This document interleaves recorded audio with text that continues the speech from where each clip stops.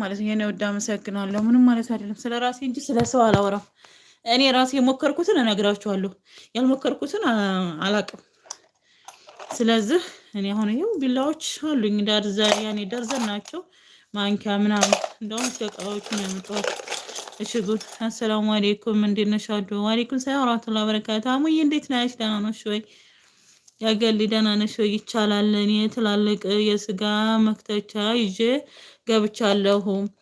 እንትን ታውቃላችሁ፣ የዳንቴል መስሪያው ክሎሽ ሳይሆን እንትን የጥላ እንጨት የሚባለው በሀገራችን ማለት ነው። እሱን እኔ ይዤ መጥቻለሁ በሻንጣ። ለምንድን ነው ዘምዘም ውሃ ሁሉ እኮ ይከለከላል። አንዳንድ ጊዜ ነገሮች ከረር ሲሉ ዘምዘም ውሃ ራሱ ይዛችሁ ስትመጡ ካዩዋችሁ ለምን ይላሉ። አንዳንድ ጊዜ ግን ማስረዳት የሚባል ነገር አለ።